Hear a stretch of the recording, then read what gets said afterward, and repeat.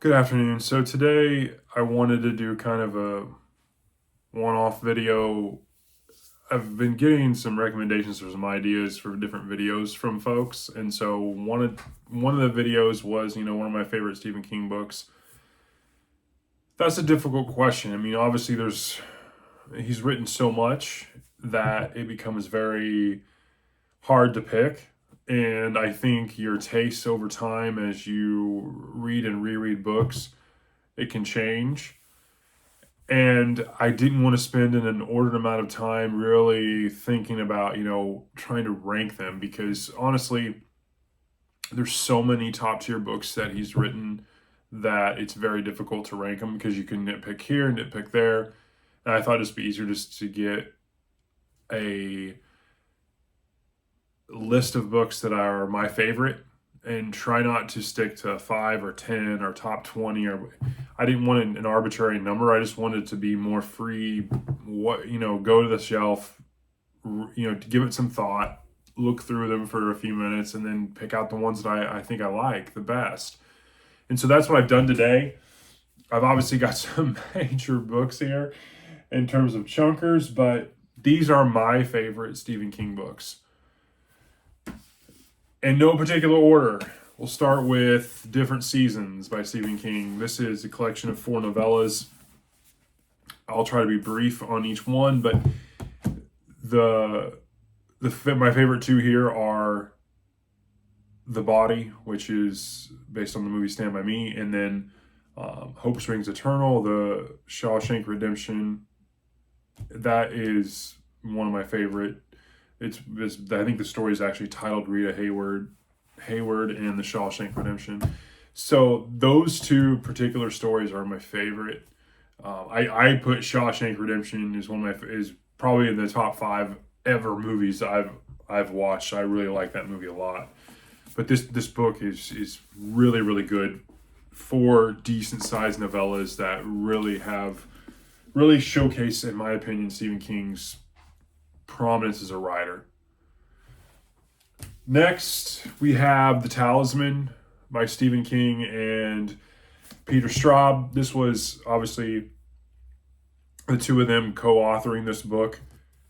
A lot of people can say that, they can really tell which parts are written by Stephen King and which parts are written by Peter Straub, and I really can't. I really think they both did a fantastic job. I feel like this is probably one of the most underrated Stephen King books because a lot of people don't give it the love that it deserves, in my opinion.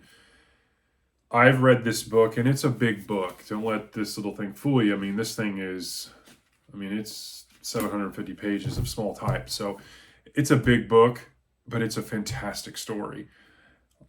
All of these books have Dark Tower references to them, which is no shocker to King's multiverse.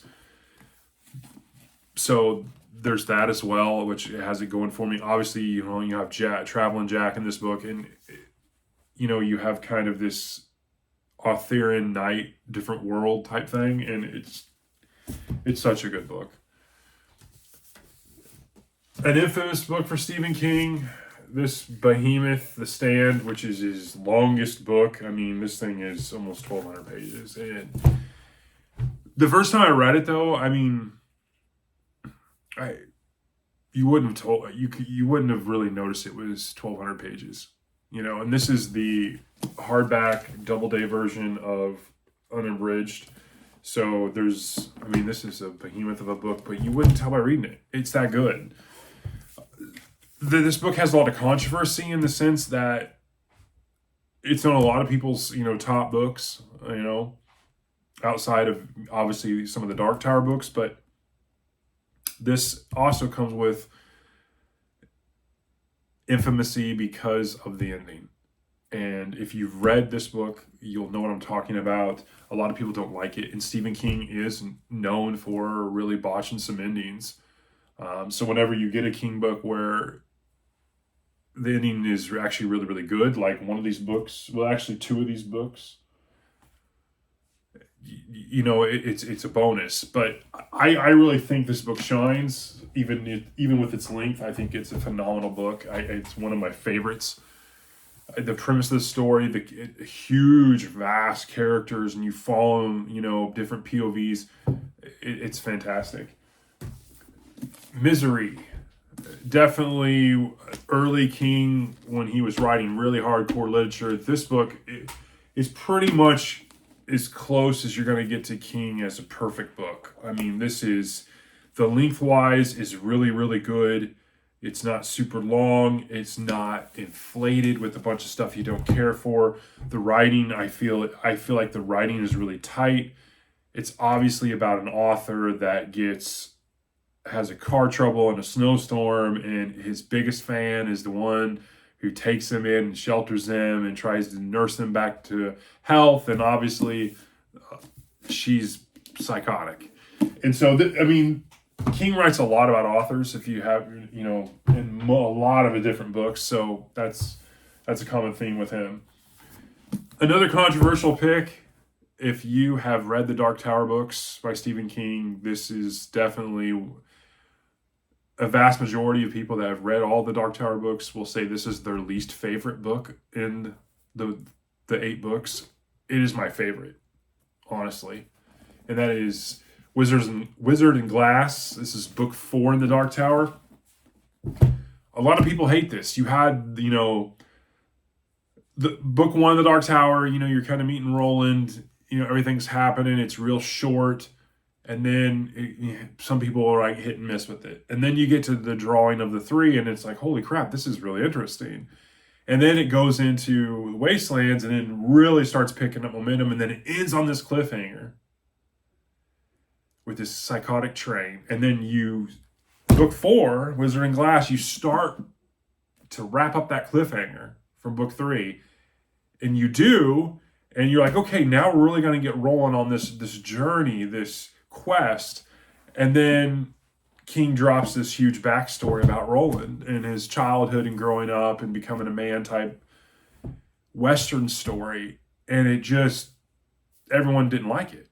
And for me, though, it was fantastic. I don't know why people don't like this. Maybe it's just me. Maybe I'm just a sucker for when you have a book that is telling a story, but then it's like, okay, well, flashback, let's tell a story within a story. And so, I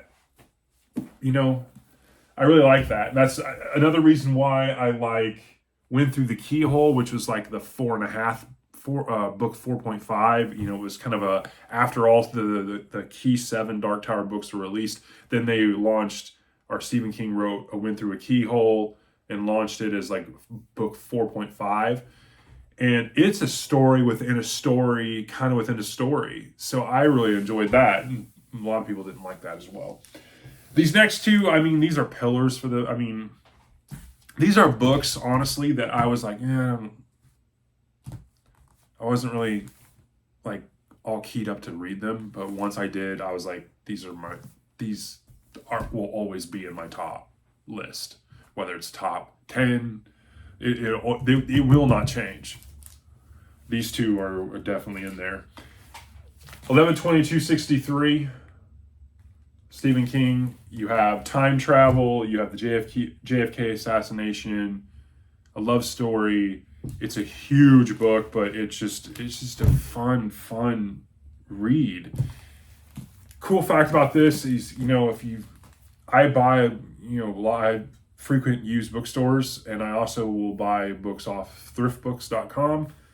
I got this copy off of thriftbooks.com. Cool story is this book actually was a library edition, and this copy came from the Brooklyn Public Library in Brooklyn, New York, which is pretty cool. So, lastly, I think this is 7. So I got 7 books here. Doohickey. I didn't even know where to begin with this book. It starts out as basically a guy in the middle of his life having kind of a midlife crisis, divorce thing, and the next thing you know, he wants to paint. He moves out, and the next thing you know, his paintings are coming to real life, and weird things are happening around him, and it's so Stephen King. And the ending here, the ending in 11/22/63 to me are so good. This particular ending is so good. Like, I don't. To me, this again, like Misery, is almost a perfect book. There is some parts in here where it's maybe a little.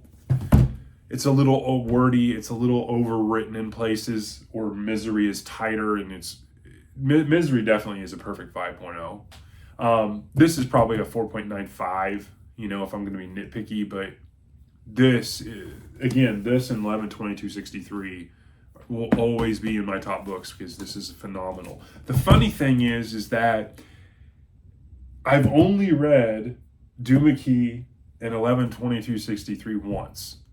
And I'm scared to read them again, and I know I'll like them and enjoy them just as much. And I'll fall back into, you know, the characters, and I'll like certain characters, you know.